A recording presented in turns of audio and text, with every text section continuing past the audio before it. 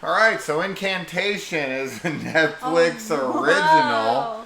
Kaylee wants to keep these shorter, and I'm totally for that AC because hasn't we even always turned off. take too goddamn long, and I want to stop that. I want to stop repeating myself. That's the Yeah. thing I want the most. Yeah. So, Incantation, what's it about? It is about a cursed found footage like video, Mm-hmm. in which we follow I think when we looked it up, it's a It's Taiwanese, Taiwan, yeah, from Taiwanese. Taiwan. Taiwanese Woman? isn't a thing. That's not a thing. I'm sorry, I'm It was tired. filmed in Taiwan, but Filmed in the Taiwan. language is Chinese. Chinese. I don't know why the hell I said it like that. Go on. And it follows a mother who recently regains custody of her daughter Mm-hmm. after several years. And she wants to record everything to have some good memories to rewatch with her when their daughter gets older. And the film kind of jumps back and forth between what's happening in the present and what's happened in the past, where some weird shit went down in a village, and there was a cult involved, and it's demonic. So there's a lot of time jumping going on in here. And overall, I really enjoyed this. I think that it's super effective in what it sets out to be. It sets out to be this, very. I mean, obviously it's going for scary, right?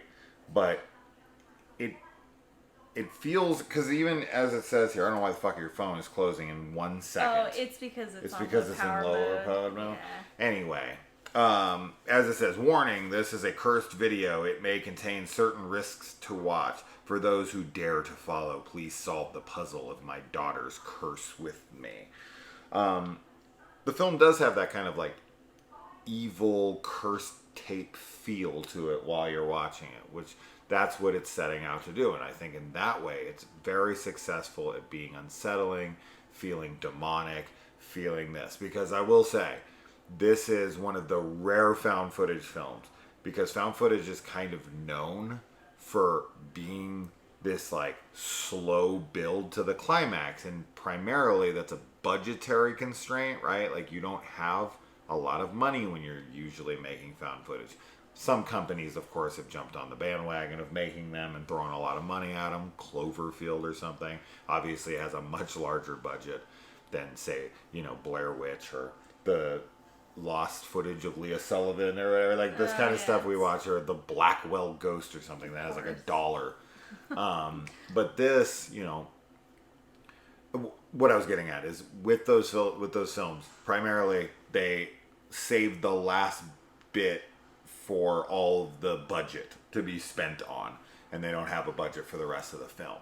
I don't know what the budget of this film is, but I will say that this film starts right out the gate. It is. Yes. I was telling her throughout the whole runtime of this film, which is like an hour and 50 minutes, by the way. This is not a short one. 2 hours. Yeah. It feels like when you're watching a Paranormal Activity movie, or you're watching a, insert found footage film here.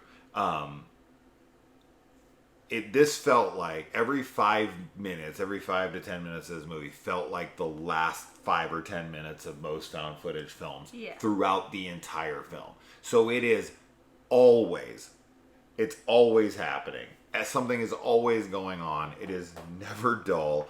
No. So I can see that being overkill for some people, where it's like, this is too much. I'm starting to get fatigue from it just being so much so often. But then there's a lot of people who are like, these are too slow. That is not going to happen with this film. No, not at all. So that I really like.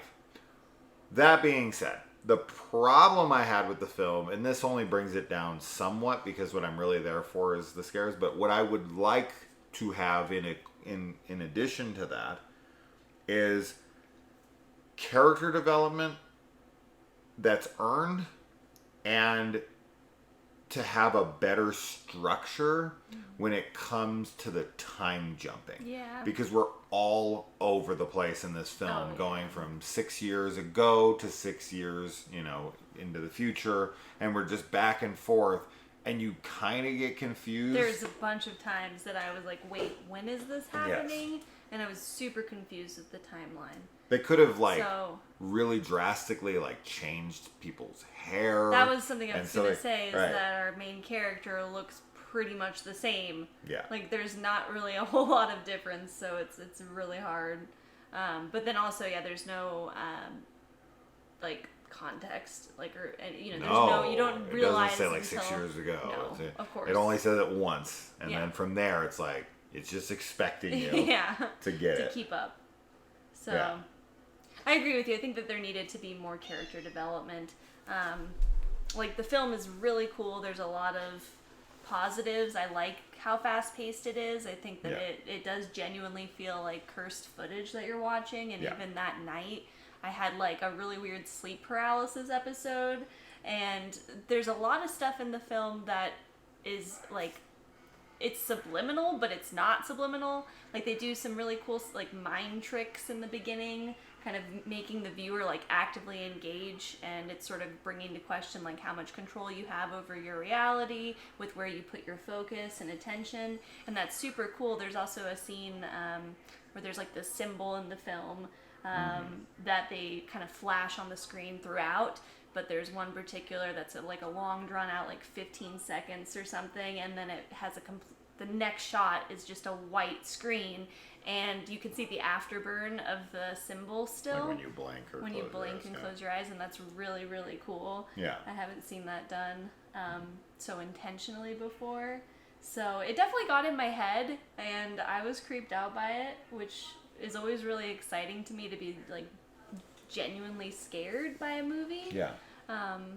Not to say that it doesn't happen often, but I would say that it's more there are moments in films that are super scary, and then with this one it was kind of throughout there was a bunch of moments that were pretty terrifying. This probably would have been my favorite film of the year as of right now, if they had been able to land any of the emotional character stuff. So we meet these three characters in the beginning, who are ghost hunters, ghostbusters. I think they call themselves the Ghostbusters, right? Yeah. Trademark. And so we don't really know anything about them going into it, and we don't really learn anything about them except for kind of their basic character traits. One's kind of this,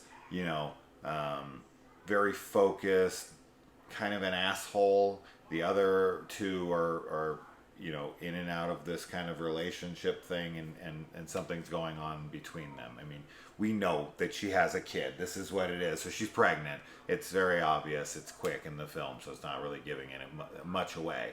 But it's really kind of just her dealing with that, and then the other guy is the one who's impregnated her. And there's just kind of some basic emotion about that situation, but there's not really much back and forth, and we don't really get a good sense of who they were, who they are currently. Are they a couple? Are they not? Is he wanting a kid? Is she not? Is there a reason? Is this going to affect their lives? Is there's nothing there. It's just kind of I'm pregnant, and the guy's get over it, let's film.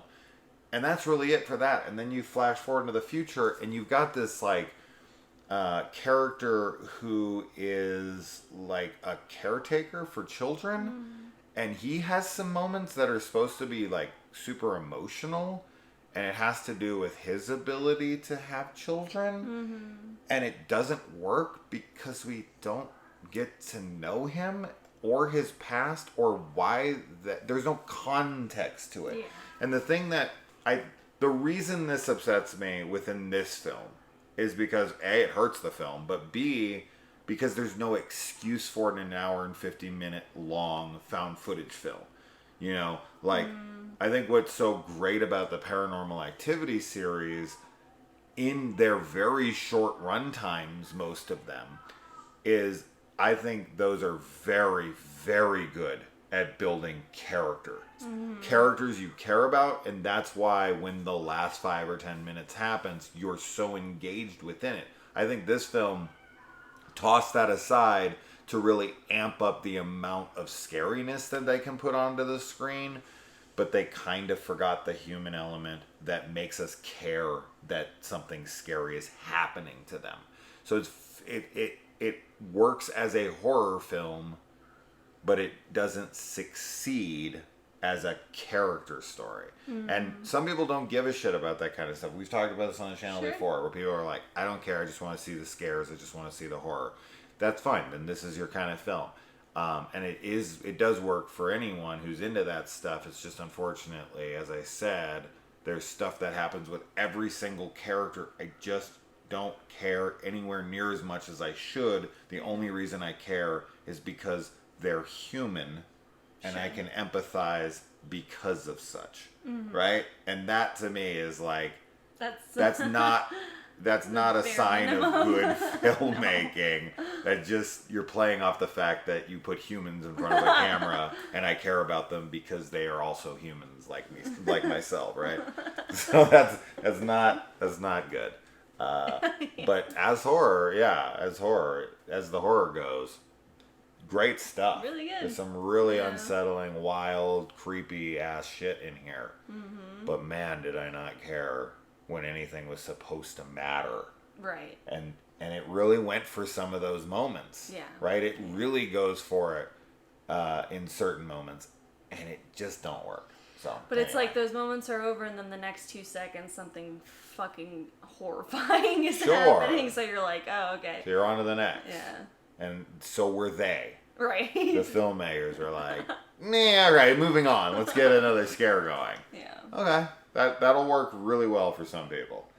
But for me, it brings the film down, but not enough to not recommend it. It's an absolute recommendation for sure. Definitely.